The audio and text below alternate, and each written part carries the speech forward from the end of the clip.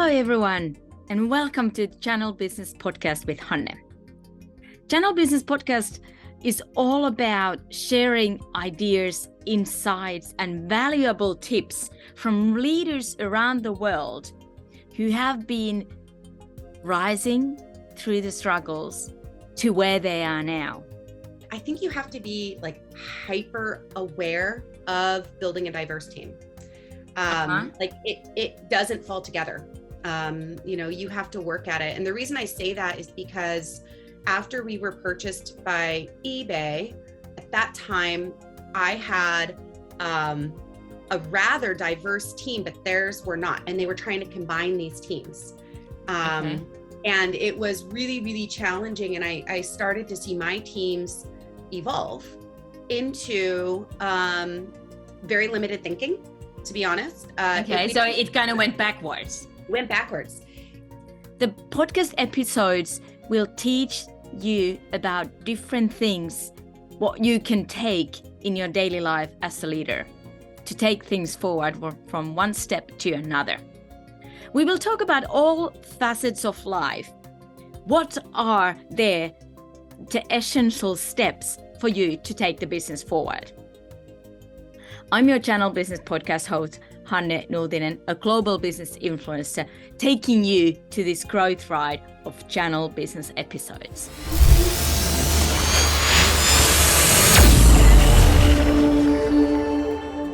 With all my heart, I want to welcome you to this episode and to the growth ride of today of Channel Business Podcast.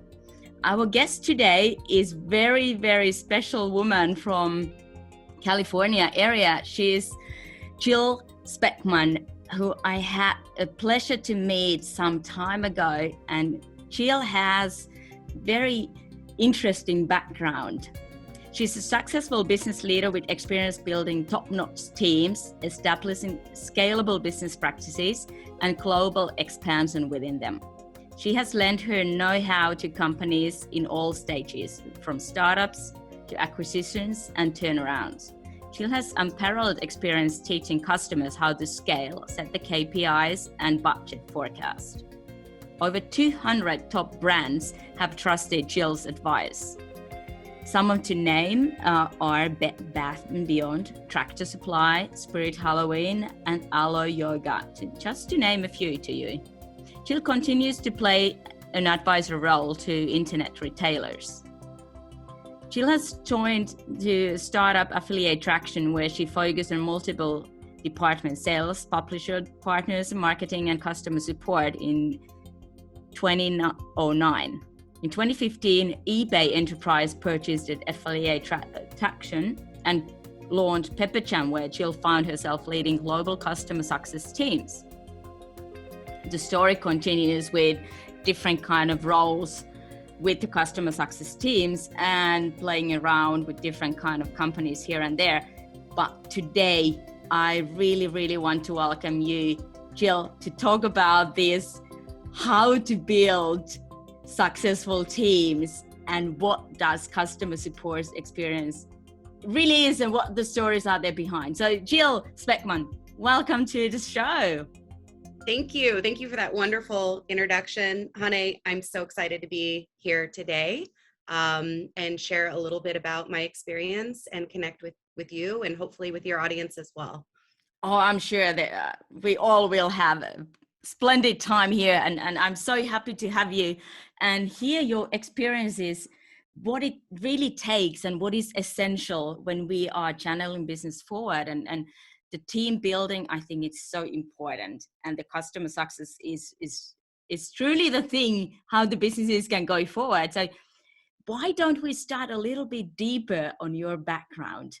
Who is Jillian Speckman? Wonderful. And what do you do? You did a great job. I don't think I can share as much as you shared about myself, but I've spent the last 15 years building cross-functional customer-focused teams.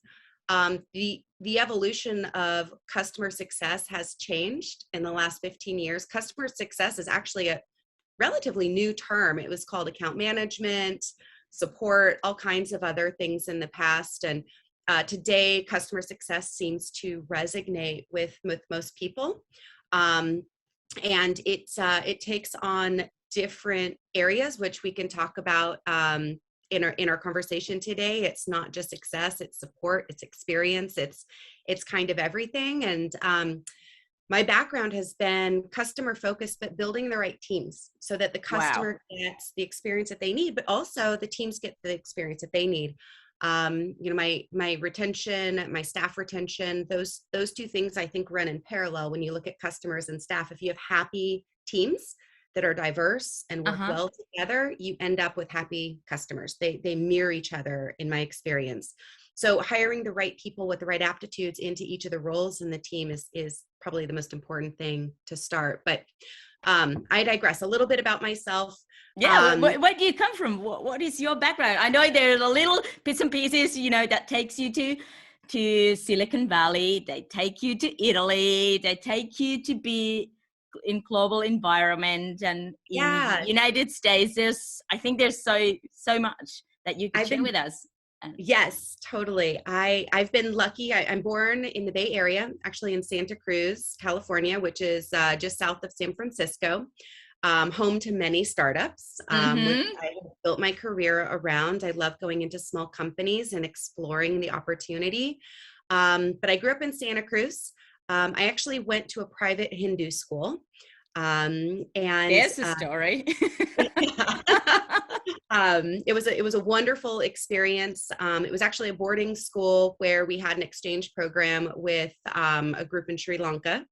So Uh-huh. I think that was a really wonderful way to be balanced and look at the world through a different lens that might not otherwise be seen, especially in the Bay Area, in California, and in the US.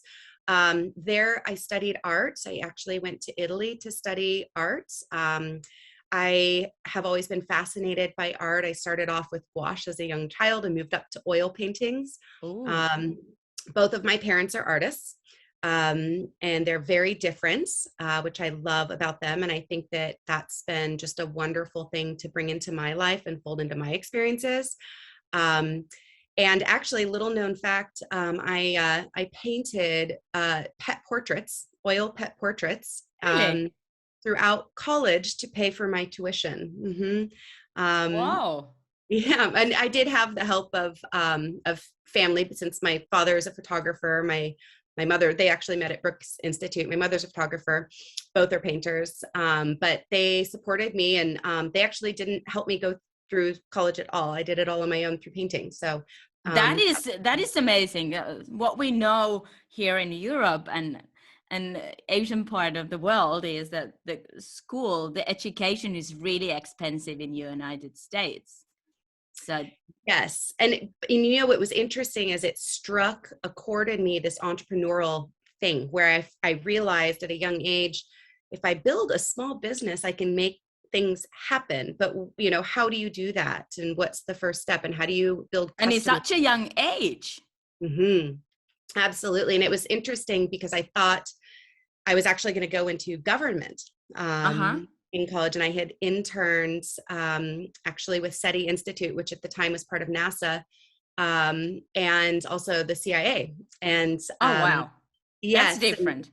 very different. And it was funny because I felt like my brain was conflicted between art and creativity and owning and building something and having that flexibility and that drive versus compartmentalized.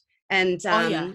I think actually what has been wonderful with startups over the years is bridging the two, compartmentalizing and processing things with creativity. And I think that kind of crossover has really lent itself to building certain skills and assets that have brought me to my success today. Oh, it must be. And that is very unique experience. So uh, I haven't heard from many people who are able to combine those kind of things and have even the knowledge. There's many times though, it's interesting where I'm like, man, I kind of wish I had taken a more simple approach to everything. But here we go, and that really is part of your story, and it's part of your skill set and your personality. So that obviously thrives you forward. But tell us a little bit, what are you committed to and inspired to create in your life? That's a great question. besides the art and the structural life? I love people. I am a people person. And I think connecting people is essential. It's important, and connecting people from different paths. I think, breaking out of circles and bringing people together that might not otherwise work together or rely on each other, that inspires me. That makes me really happy. As much as I love people, I probably love my dogs more. But that also is they're humans' best friends, so it goes a line. Yeah. But no, I think everyone has something to offer, and something that inspires me is trying to understand how I can help other people, but how they can help me.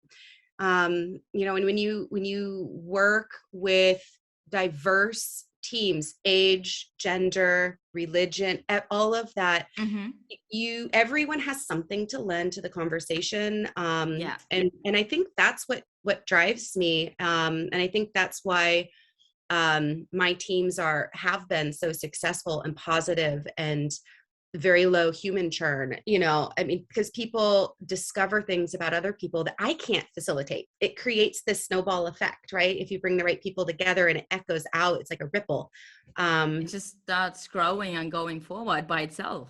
Yeah. And I love that. To me, that's it's fun to watch. And I've seen it. Like, I have some folks that have worked with me for 10 plus years, and to see them evolve as people, and the paths they go down, and it's really cool, and they become experts at what they do, and that's really cool. They're able to be better at anything that they do than I could ever do, right? And so then I'm learning from them, and it's like you put somebody into a support role, which is typically seen as, oh, like that's entry level, right? You're just taking and receiving customer questions or things like that. But that's really valuable, in terms of growing the business and taking it forward. It is. It's one, and they become the ears, right? And they are this collection of, well, why are the customers asking? Did we not build the product correctly? Did the interface not work? Did we not proactively engage with them? And these support roles are a huge foundation, but it's also a great stepping off point for a lot of folks wanting to get in to a startup or to a new industry. So primarily my background was e-commerce, performance marketing, affiliate marketing, and hiring into that role. There's so much in that market. Why didn't somebody buy? Why didn't the sale work? Why isn't revenue up? What's our profit margin? Blah, blah, blah. And these folks, it's a really good launching pad, right? And what I found is that some of them become specialists at that, and they become so in tune because they're focused on that one thing, to pull information from customers and distribute it with the customer success team. And then what we can do is echo it into our company, into our best practice, how we work. But it's being receptive, and it takes a certain person to be receptive. And then on the flip side, when you're looking at hiring or building into the success side, which is more proactive, right? It's a different skill set. And these people are hunting for the information, or they're packaging things up to put in front of the customer so they have a good experience, right? Yeah. And the two have to work together, but they're extremely different. And that's where, even outside of the type of folks that you hire, the innate traits of how they work together have to layer differently, because you can't have everyone do the same thing. And then what you find is they start to balance each other out. It also creates really cool career opportunity where you might start someone in support and they realize they're actually really good at being that proactive role and kind of owning. So you change the people by the way they act and how they feel comfortable and skilled with the things. Totally. They should be able to evolve within a team. And I think that helps. Also, it helps the customer. Like, if there's, you have to be careful about having too many common names, right? Because then they'll only want to work with one person, and then they limit themselves from exposure to other different opportunities. But in an agency, most agencies, I think, make the mistake of assigning a one-to-one, customer with a customer success person. And in my experience, having a point person from customer success is great for a customer because they have one person to go to, but Mm-hmm. layering people behind them allows you to scale, but also allows opportunity for your team to tap into customer experiences and That's actually right. integrate with the customer. And the customer gets more out of it too. So Of the two, course, because we are different kind of persons and we come from different backgrounds and different understanding and different experiences. And I might go really well with you, but with someone else, I may have these conflicts that we don't understand each other. We don't speak the same language. So, exactly. so And it is important to have the right people at the right place and at the have the right time, variety of the people. I 100%, you know, it's interesting when I look at all the brands that we've worked with, Mm-hmm. because my portfolio was 400 million when You I was have making. such an amazing background in that sense. You've worked with these top brands in US, which some of them are very international. Yeah, And Cartier would be a really good European. We worked with yeah, their French team for a long time. And that's the other thing with when you start building these teams and you're going global as an agency, mm-hmm.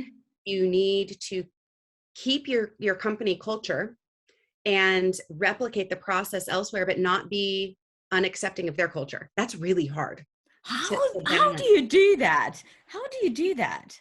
It's, you know, so it's different country by country. So Of course, my yeah. most of my experience was North America. So Canada, I lived in Toronto for a while. Uh-huh. The US, also Australia. We had an office in Sydney. And then we had an office in London. I didn't Yeah. move to London though. But you And work with the people, so you have basically the whole world covered. And in yes, each area the difference is and is different is brands. huge. Yeah, you know, what's interesting is it's easy to create a cross-functional team globally, I think, Mm-hmm. because you're hiring people based on their innate skills, like who is your brain, who is your Yeah. essence, right? For a Yeah. role. You're giving them flexibility to grow into other roles within that team. But it's really easy if you start. So once we went into Toronto, for example, um, pulling partners from the US to the Toronto team and having people match up and cross represent accounts. That was really important because it kept our process intact. I'm a very process driven, those buckets Yeah. from Yeah. the government. But they must be. Yeah. But it was perfect. So they were doing the same things. They were thinking independently, but they were dependents on each other. And if you kind of take that recipe, you can then fold it into Australia, into Europe, like, and it translates very well. So for example, we had Skechers shoes as a company. Mm-hmm.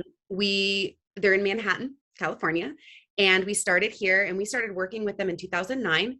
And by the time it was 2016, we were working with their German team, and we out of our London office. We were also working with their BC team out of our Toronto office, and Uh-huh. they were moving into Australia.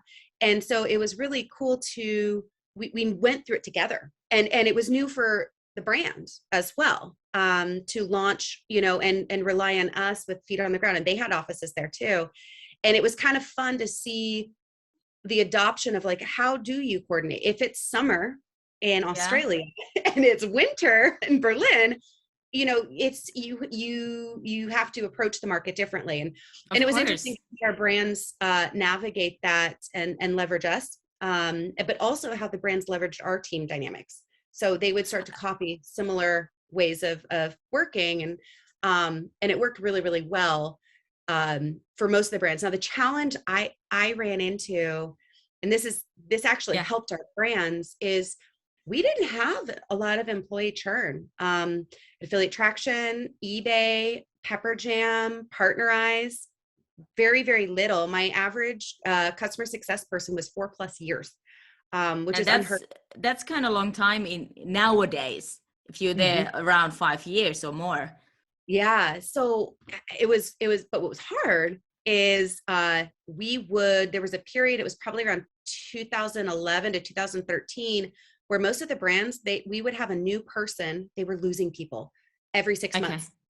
And this is when like analytics were coming out and people were trying to say, you know, search sent this, you know, blog sent this and give Yeah. credit. And it got very dicey. And a lot of e-commerce specialists had a hard time going to brands because everything was cut instead Yeah. of grow and invest. And so they would just leave, you know, right and left. So what happened was our customer success teams actually kind of became the trainers into the e-commerce for the e-commerce employees. So someone would Wow. go to Skechers, they didn't know, so we would start writing up in our CRM best practices, like, oh, you need to go get your photos, you go to this person or this department. Like we would actually like bring these people into these brands and tell them how to work in a positive, like they Yeah, didn't yeah, know yeah. how to navigate their own company, and that created a very sticky relationship between the customer success and those brands. And at that time, we actually had month-to-month contracts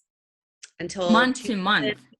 2016 is when we started actually. At that point, we were Pepper Jam and we started doing Yeah. annual contracts.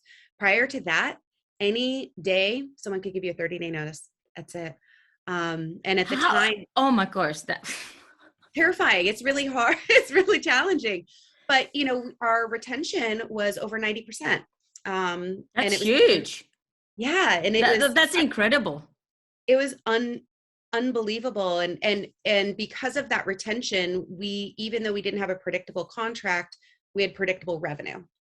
Yeah. So I And that's knew, what really matters to your company, that the money keeps coming in and the customers are buying. You are having both sides happy, the staff, but also the customers, right? 100%. Yeah. Yeah. It was a unique period for sure. And I look back to those teams because they were like family. I mean, it turned into this like really just wonderful group. I still hear from the folks on the East Coast. Uh-huh. I still talk to the folks in Canada. Actually, I got a text the other day. One of my buddies up there, he's in Windsor, Yeah. Ontario. He, just got a new puppy, and it's like, oh, like I haven't worked with him in like For 8 or many 9 years. Yeah. point. Yeah. And it feels good. And it's that bringing different people together based on who they are and training them on. As a person, and then the talent or the skills coming on top of that, right? Is that Exactly. the way how you build the diverse teams and the successful high performing teams? Yes, I think it sounds silly, but I think you have to be like hyper aware of building a diverse team. Uh-huh. Like it doesn't fall together. You have to work at it. And the reason I say that is because after we were purchased by eBay, at that time, I had a rather diverse team, but theirs were not. And they were trying to combine these teams. Okay. And it was really, really challenging. And I started to see my teams evolve into very limited thinking, to be honest. Okay. So it kind of went backwards Went backwards. because of And the customer was not yeah, in that same step. They were a little we, lacking behind. I think it was because when we were acquired, the teams we were being folded into didn't think about it. Mm-hmm. They didn't have it on the forefront. Like every time you hire someone and you look at someone, you look at finding someone that's different from who you have always, right? Like, how can I bring someone in that has the innate skills, the personality and the energy, but like find the differences and actually like be attracted to that, because you don't want the same people over and over. You want It something because it different. doesn't evolve. It doesn't evolve. You Yeah. have to have a challenge. You have to have, we respond to pressure, right? It's like Mm. working out. Like it hurts and it's horrible, but you grow. Your muscles become stronger. They become more flexible, more adapt, faster, Yeah. whatever you're training for by challenging. And I think the challenge then when we were acquired is this other company didn't think about it. They didn't care. And we were immediately sold from eBay and turned into another company. I mean, it was quite the journey. Okay. But that following company did not care. It was They acknowledged that, but they didn't pay attention because they didn't think that it was important. And so is the lesson over there for the listeners that you really need to pay attention to that to have a high performing team which is diverse I in think order so. for you to succeed as a What company and your services and products. 100%. What their strategy was always hire through referrals, hire friends of friends, family of family. And I actually love that idea. because It is. I think it's good if you have the talent, but what about if you don't find the people there? well, that's that. And then the bar starts shifting, or it Yeah, becomes status quo, and you have everyone that thinks the same. yeah, And that does not grow. There's no pressure, there's no growth. You need somebody to throw a wrench in there yeah. and You go, you need okay, disruption in a you do. way from some Yeah. points or from many different angles. So what I did was I saw that. I mean, and there were like, we'll give someone $1,000 if they bring someone in when we were hiring. Mm-hmm. So we're incentivizing that. But I started to see my team not growing the way I was expecting. So we kept that incentive program, bring a friend, Mm-hmm. recruit people, but I started doing, I changed my interview process. Okay. Um, and what I did is I broke everything down into innate traits like personality, okay, things that Okay. anyone can learn. And I templated it. I use this template Yeah. today. Yeah. And skills that I absolutely have to have for that role, depending on Yeah. what it is. Yeah. That's where you start, I suppose. Yeah, Yeah. with the Like, team. Yeah. yeah. And so I did all my own screening. I didn't like to use the recruiters at all. I Okay. said, Yeah. I'm not doing it. I'm doing it And myself. that's what the startups usually do. They don't have the money or the resources otherwise. And even the small and medium sized companies, maybe they don't use that. Mhm. And So I think, this is good. Yeah. yeah. And I think recruiters, I love, they have to be aggressive. They're really good, but they have to be an extension of you if it's going to Mm, work. Right. that's right. Yeah. So when I screened somebody and I went through my questions and I would rule things out, one of my screening questions is, how important is a diverse company to you? And Oh that yeah. surprisingly ruled people out, even in the Bay Area at that time. And what I found though is some people grabbed onto that. Even if I were to look at them on paper and say they were not maybe diverse enough for my team, Uh-huh. but if they had the thought, I said, that's, if they liked that question, you could see people lighten up, and it was really special to me. So that would move them forward. And then Okay. what I always would do is, I would pick across from the different groups in my customer success team. And so it would be support, success, experience. And I Uh-huh. would have them do, in fact, before COVID, an in-person panel.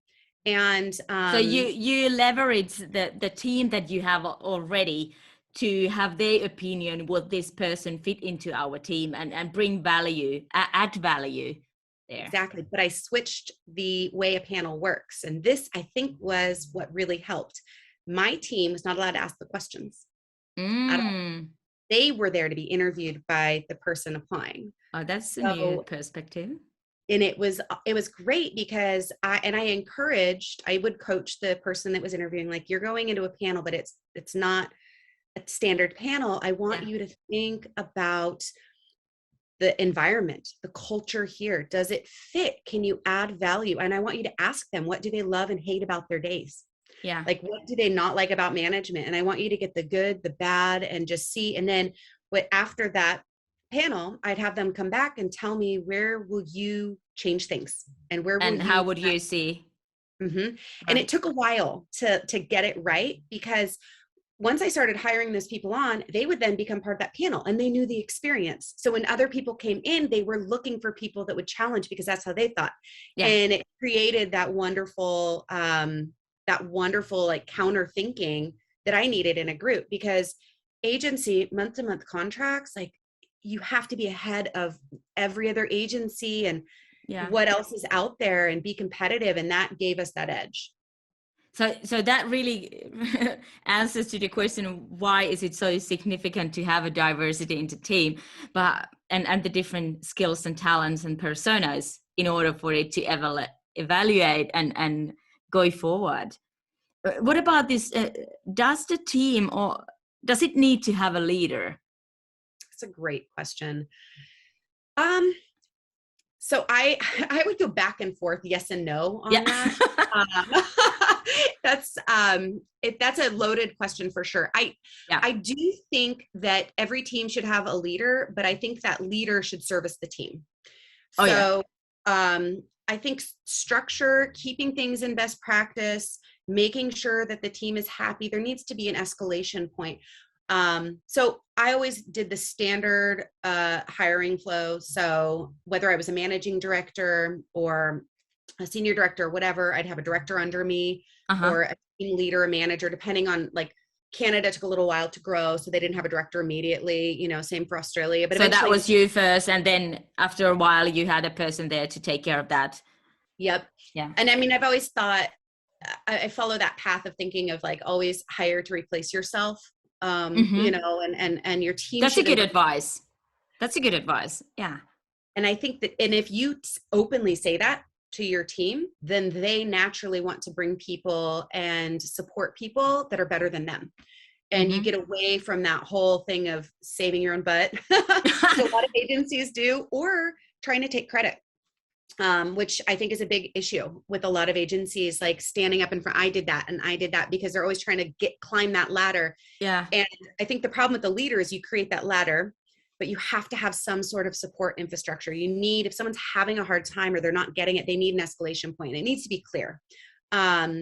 But I don't think a leader should lead. I think a leader should support more than anything. And that's a gem. Yeah. I also think a leader should never take credit, ever. So you're saying that it should be the team's effort, totally, not by any person, because everybody contributed something in order for it to happen. Exactly. It's never one person. It's all, if you have a diverse team with functional areas, meaning this group does this type of activity and this one does this activity, that means there's multiple contributors. So there is no one person. So as a leader, you are only as good as the rest of your team and who at what point did that. So I think a leader should support, but they should give credit. And that is how you grow a team. That said, there's always going to be those mishires. It happens, right? Yeah. And so how do you, like, get this dysfunctionality and these conflicts that happen? Of course, because you might think I'm a right person, and I might think so, but then after a while we see, okay, this is not my path, or I don't really fit into that role, or it doesn't serve my goals, or whatever. So how do you break that down and make it functional again?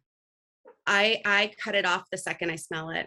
I'm not, this might sound harsh, but I've done the PIP approach where you have 30, 60, 90 days to adjust behavior. But if there was a miss on the front end, it's now exposed to the rest of the team, and you don't want cancer in the team.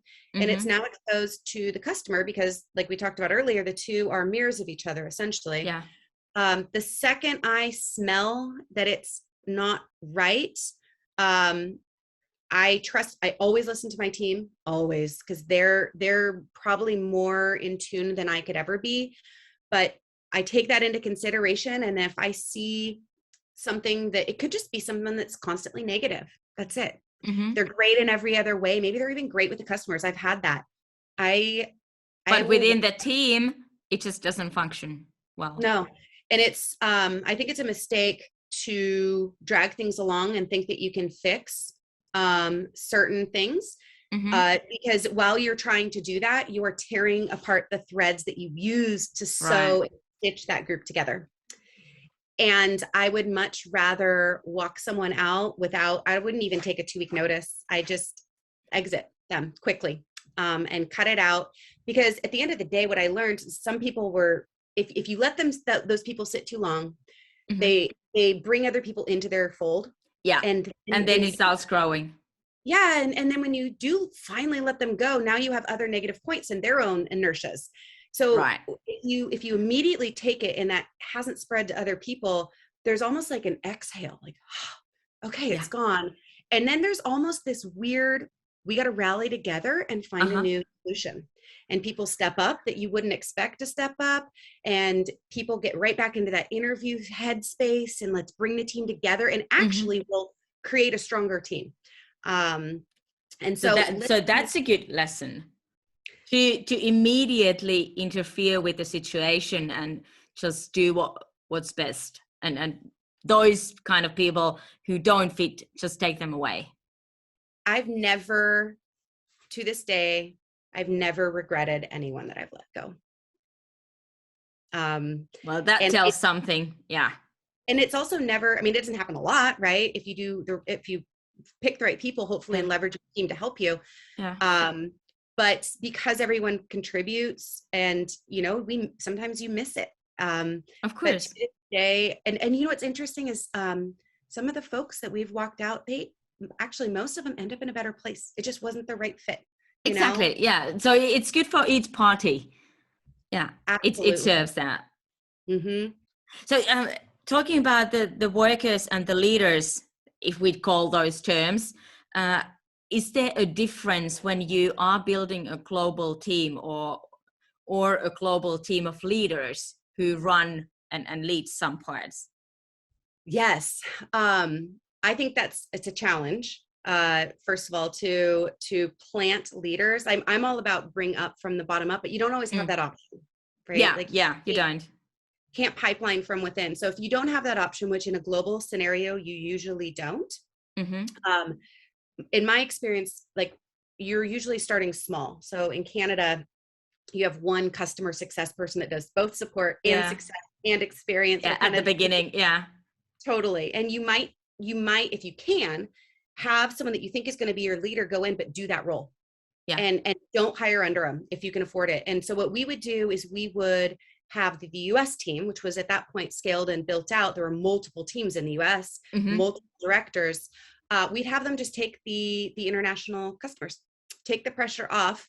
That way you can hire somebody who you think will be a leader, but have them do the work.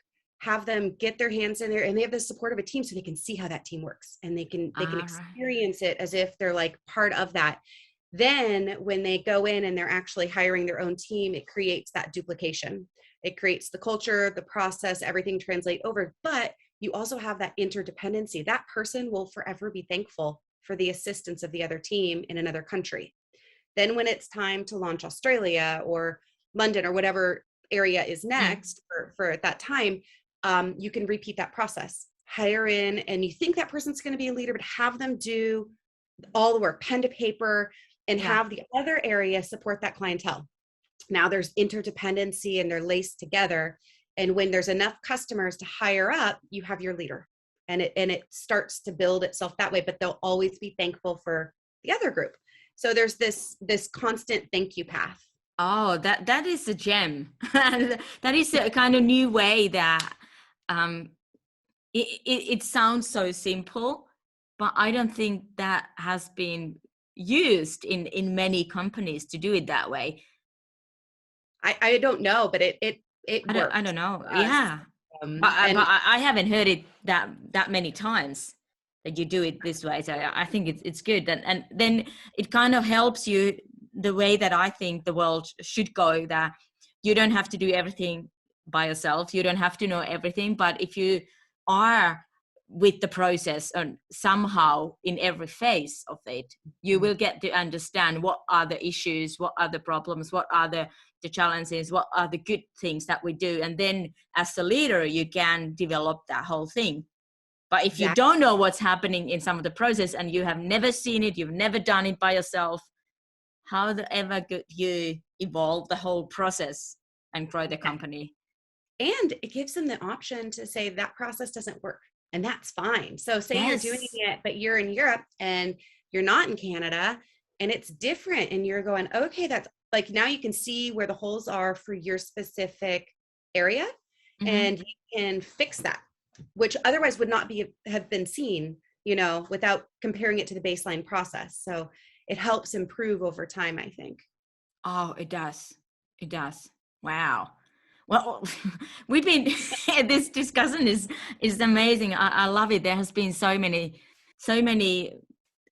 amazing things, like takeaways for people, from my opinion, and I love this. But our time is coming shortly up, so I think if you have time for a couple of questions, can we do that? Let's do it. Okay, great. Because there's something that I really want you to answer. To a couple of things that how do you see that when you are having the teams, whether it's customer support or whatever the team is doing, how do you see that it really correlates with the revenue and the profitability? You said something at the beginning, but if you could come around with a little different angle or just a little deeper, how do Yeah, you see that it affects? that's a great question. I mean, there's a couple layers. It's expensive to have employee churn. It takes time for a new hire to contribute.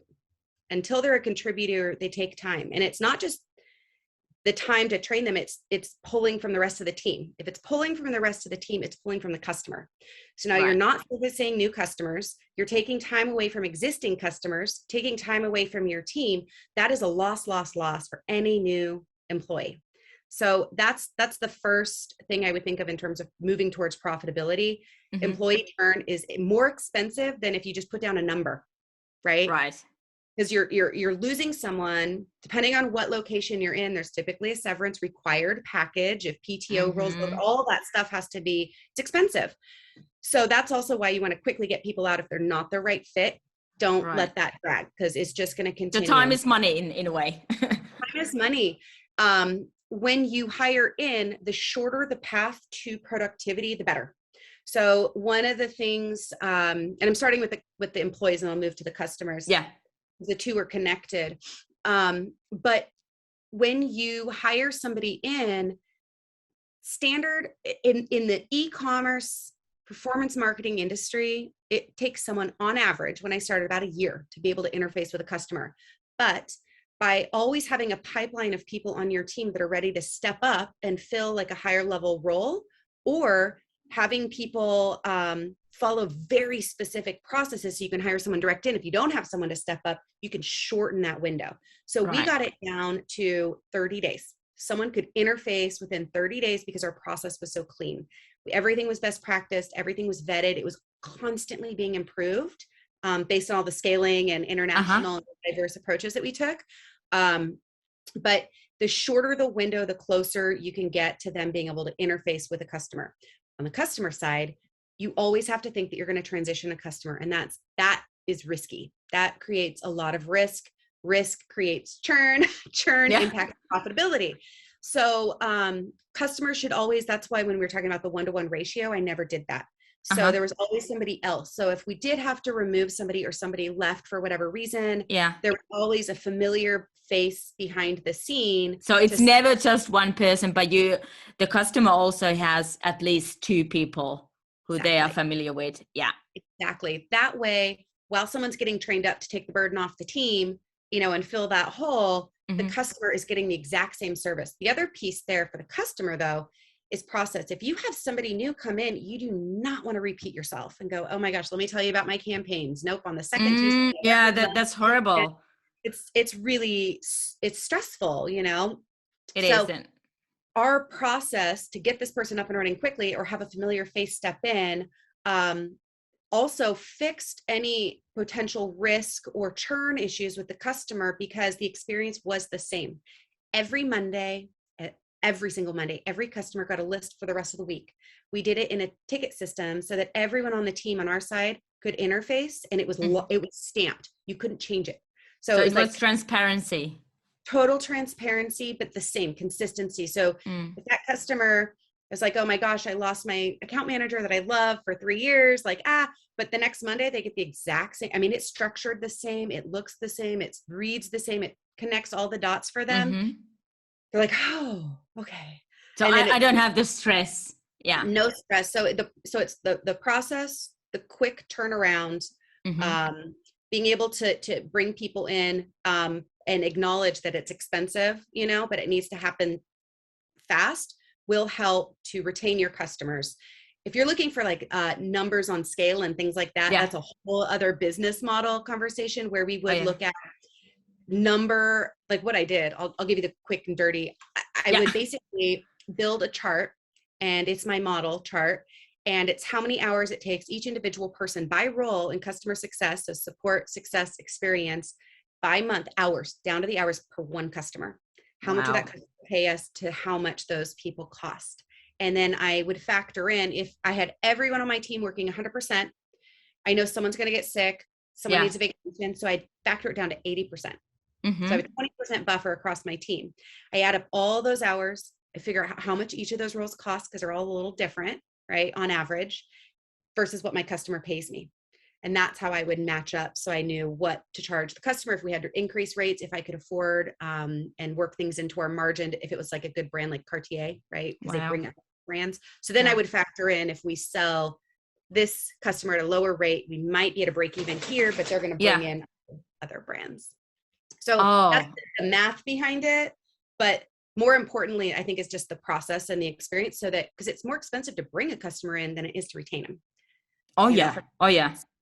So that was the focus on how to make it profitable. Oh, cool. That is amazing. That is amazing. And there's a lot of information, really valuable information for any company at any stage, how to get the high performing team to really get the numbers down in order for you to grow and stay in business. Because that's what it really takes. You need to stay in business. Yeah. Okay. The only other thing that's not in there is just the renewal stuff, right? So how, if you have a customer move to risk, when are you willing to lose a customer? You know, and that's another question. That's a big one. That's a whole nother session. That's a whole nother discussion. And we need to have that one too, because that's also how do you replace and how do you build and evolve as a company. So it goes there. We're going to have a discussion about that later. Okay. I have 2 quick questions for you. Okay. A global team success and customer satisfaction and happiness in a company. How can one do that? How can one measure that? Measure the happiness? Measure the customer satisfaction and customer happiness. Gotcha. So there's a lot of ways to measure it. The low-hanging fruit is if your customers churn. That's the easiest. If they come back. Yeah, that's the easiest. Yeah. Account revenue retention is the first measure. There's the NPS, the CSAT, CS. Those are all very simple, very staged out ways to get a pulse on your customers. When you're if you're building a company though, and you're small, you have to be very careful not to overtax your customer base, because they're typically smaller. Yeah. And so you have to find this balance. If you are going to use those forms of measurement, which I use NPS and CSAT. Those are my favorites. Okay. But you have to be careful, because you don't want to overtax and ask for feedback too frequent. So some companies, I think, go, I'm going to do it every quarter. Some go every 6 months. As you grow and mature, now you have, $400 million portfolio. Maybe you do it annually, right? So it might change with the evolution of your company as it grows.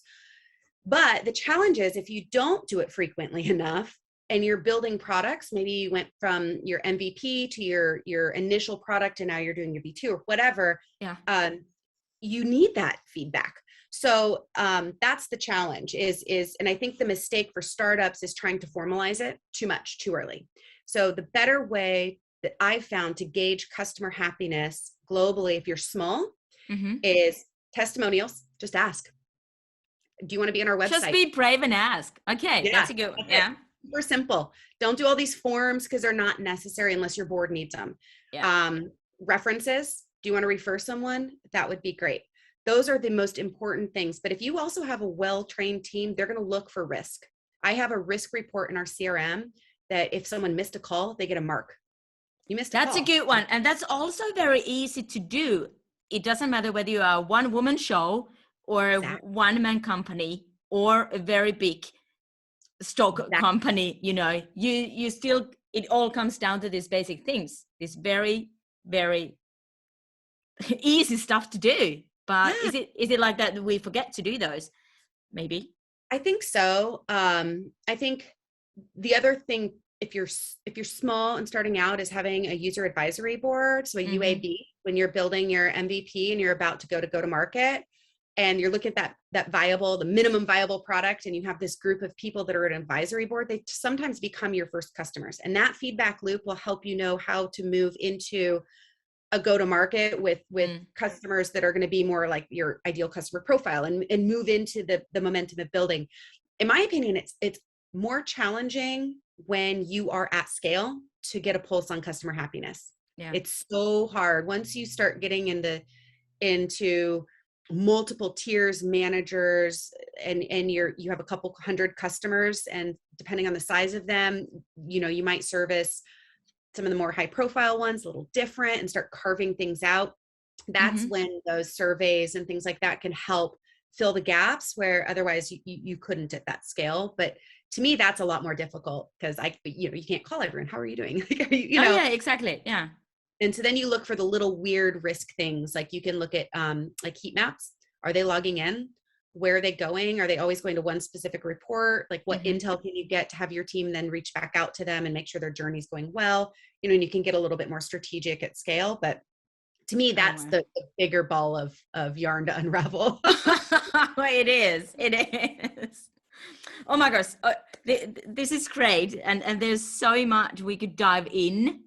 And we could just talk for hours, I think, and this is very valuable for any company. And, whether you are building the company from scratch or whether you have been there in the market for years, you still always need to come down to the basics and just go it from there. And don't forget those things. One last thing, how we all can be better team members. Oh, that's such a wonderful question. I love that. Because we all are part of team, whether it's our family or whether it's our colleagues, whether it's our bosses or leaders team, whatever. How can we do better? I say share. I love that. I love that. I love that. If you find something that works, put it out there, because that's how other people are going to learn. That's how we are all going to improve. I say share. I think if you're trying to look for a different way to do something, be transparent, because it could work or fail. Like share your failures, because like it's like, oh man, that's not working. Somebody else might be trying to implement it. Just talking, sharing, put it out into the universe. What's the best way, but also get feedback, like look for stuff, to adopt and try. There is no one way. Businesses are they're like people. They're growing. They're always evolving and changing, and they take outside businesses to impact them and help them. And it takes us as people and team members to listen and just share what we know. Oh, that is gem. That's really good. Oh, I'm speechless at this point. I love that. And that really resonates with me. And this whole podcast in channeling businesses forward is all about sharing experiences, sharing valuable tips and tools, and also the failures, because we always can learn and evolve from one another. So I really want to thank you, Jill, for being part of this show, and the listeners also to be with us here today. So thank you. And I hope you all got some valuable tips and tools, and also the courage and inspiration from these amazing insights what Jill shared with us today. I really want to thank you, Jill. You've been an amazing guest today. And there's a lot of gem and value in it. So thank you for being with us today in this episode, and I'll see you next time. Kindly with smiles. Thank you so much. Thank you. Bye.